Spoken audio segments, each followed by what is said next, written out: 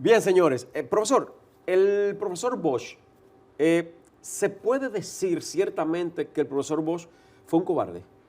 Yo no me atrevo a decir algo porque es una persona que me merece todo el respeto, incluso demostró mucha entereza cuando le dieron el golpe de Estado. Si es otra persona, transige en lo que eran los principios democráticos y él en ningún momento transigió, dijo que prefería mejor que su gobierno pereciera a que pereciera la democracia.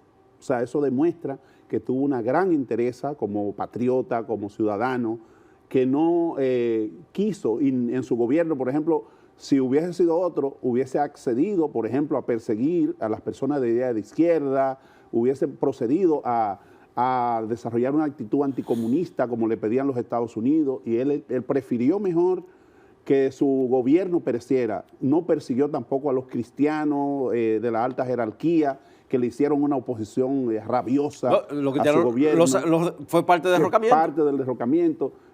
Incluso no persiguió a los militares. Correcto. Que en varios de los líderes del movimiento constitucionalista, como Rafael Tomás Fernández Domínguez, que llegaron al poder, le dijo, usted tiene que quitar a un Wessing o a varios de estos generales que son contrarios a usted. Y él entendió que debió dejarlo. Al final ya fue que quiso hacerlo cuando ya no había tiempo. No obstante, no veo que eso sea cobardía. Yo entiendo que en el profesor Juan Bosch hubo una actitud de comedimiento.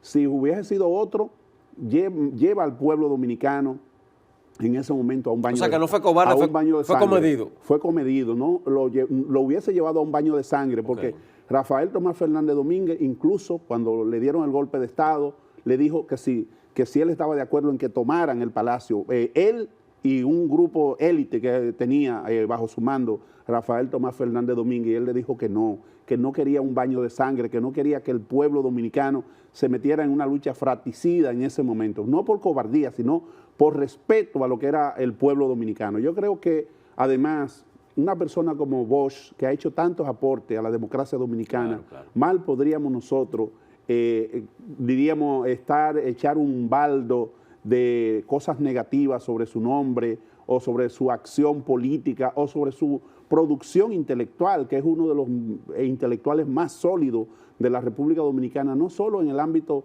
literario, sino también en el ámbito de la historia, de la sociología, de los aportes en todos los ámbitos. De manera que el profesor Bosch nos merece un gran respeto, y su gobierno, cuando estuvo en el gobierno durante 7 meses, demostró una consistencia en sus principios democráticos. Por lo tanto, no lo llamo cobardía, pienso que fue una persona mesurada, que no entendió que había que exacerbar los ánimos y llevar al pueblo a una acción fratricida. Fueron los propios Estados Unidos y los sectores oligárquicos del país los que llevaron al pueblo a esa revolución, no porque él lo estaba instigando desde atrás, sino porque el pueblo dominicano entendió que se había conculcado los niveles democráticos que se ensayaron en el gobierno del profesor Juan Bosch. La guerra como tal, el acontecimiento como tal, profesor, ¿qué se puede decir que la República Dominicana sacó de ahí? Lo primero que debemos decir es que fue un ensayo democrático muy importante. Los comandos constitucionalistas, que fueron la forma, digamos, de organización de la gente, demostraron que el pueblo dominicano tenía una gran disposición a la participación. En esos comandos se organizó la justicia, se organizó todo lo relacionado con una organización interna, se organizó todo lo que toda la parte, digamos, de entrenamiento militar. Hubo una participación decisiva del pueblo dominicano en los comandos constitucionalistas. Por eso, en uno de los últimos textos que hemos publicado, que se llama Historia Social y Política de la República Dominicana, ahí destacamos que los comandos fueron expresión del pueblo dominicano en armas, cómo el pueblo a través de los comandos se expresó de todas las formas posibles, y donde las mujeres jugaron un rol determinante en ese proceso, tanto así que fueron incluso de las instructoras de la Academia Militar 24 de Abril, caso de Piqui Lora, caso de Aniana Vargas, caso de Emma Tavares Justo, y de muchas otras mujeres que jugaron roles determinantes en ese proceso, y donde tú puedes ver a las mujeres luchando frente a las tropas norteamericanas, enfrentándolas, y eso demuestra que el pueblo dominicano es un pueblo valeroso, un pueblo decidido a defender su soberanía frente a cualquier potencia de la tierra. No le importó que fuera la potencia más grande del universo en ese momento, y lo enfrentó con honorabilidad, con gallardía. Pero además, hay que decir que lo que hoy somos como democracia tiene su génesis en lo que fue la Guerra de Abril, porque era con esos propósitos, con el propósito de restaurar un gobierno constitucional, un gobierno que estaba basado en una constitución democrática como la de abril de 1963, pero además la UAS es un ejemplo vivo de esa democracia. O sea, esa democracia que se practicó en los comandos también se transfiere a la universidad, donde los profesores tienen su mecanismo de participación, los estudiantes, a través de los diferentes grupos estudiantiles, la Federación de Estudiantes Dominicanos, el cogobierno de la universidad, el consejo universitario, donde participan los empleados, los profesores, los estudiantes, las autoridades. Y así como la UAS, los gremios. Todos los gremios. Entonces, esa es la expresión de la democracia.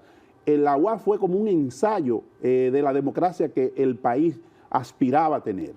La coyuntura de la época mandaba que la clase política de una u otra forma se hiciera sentir.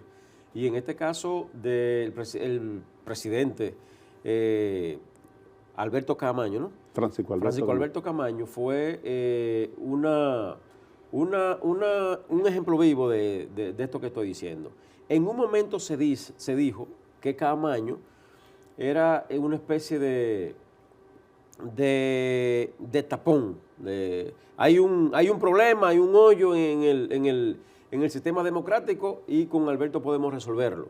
Hay quienes dicen que lo de la presidencia de Camaño no fue tan constitucionalista como se ha vendido. Hay quienes dicen que lo de Camaño fue más para resolver un problema coyuntural, porque no se recurrió a elecciones populares.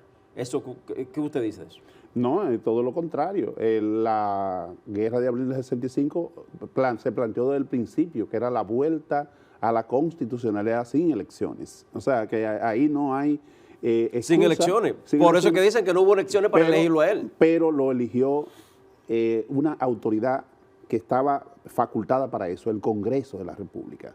Fue ese mismo Congreso que eligió, por ejemplo, que elaboró la Constitución del 63, el mismo Congreso que en este caso juramentó como presidente constitucional al comandante coronel Francisco Alberto Camaño. Por eso fue un gobierno constitucional, porque fue conforme a como establecía la Constitución y las leyes. Si no está el presidente formal, podía el Congreso designar a un presidente, y eso fue lo que hicieron en el caso de Francisco Alberto Camaño.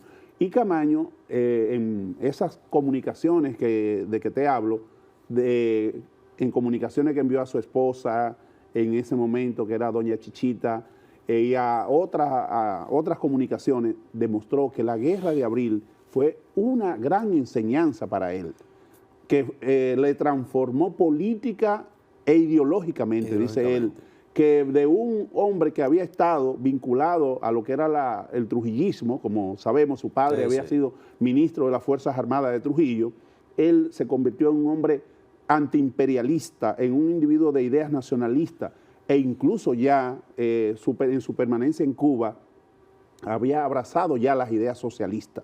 Cuando él vino aquí en febrero del año 1973, en una carta que le escribió a sus hijos, a Francisco, a Alberto y a Paola, sus tres hijos, le decía claramente que el ejemplo para ellos debía ser el Che Guevara, porque era el hombre nuevo de que hablaba el Che.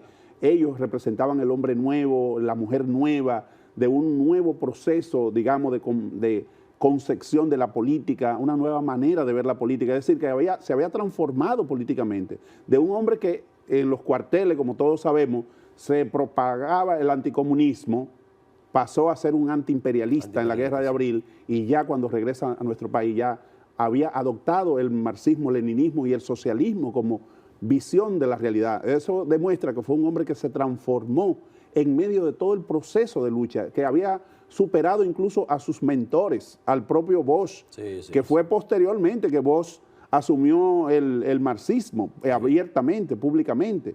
Y en el caso de Peña Gómez se quedó siendo simplemente un hombre de ideas nacionalistas. Es decir, que prácticamente superó a gran parte de los líderes nuestros en ese momento y llegó a abrazar las ideas socialistas como una idea, una vía para la transformación de la sociedad dominicana. Camaño fue el último presidente militar que tuvimos, ¿verdad? ¿Se puede decir que sí? Sin duda alguna, sin duda alguna.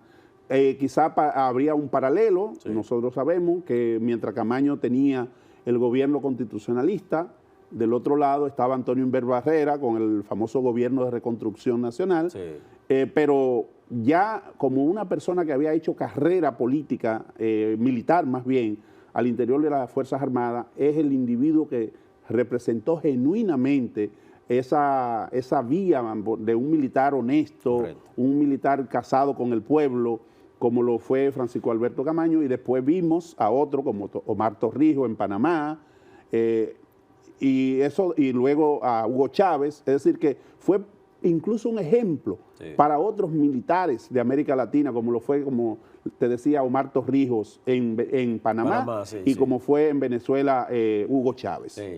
Bien, vamos a la segunda pausa y la última de esta entrevista para venir ya a la parte complementaria del programa con algunos tópicos de la época. Vamos y volvemos, no se muevan.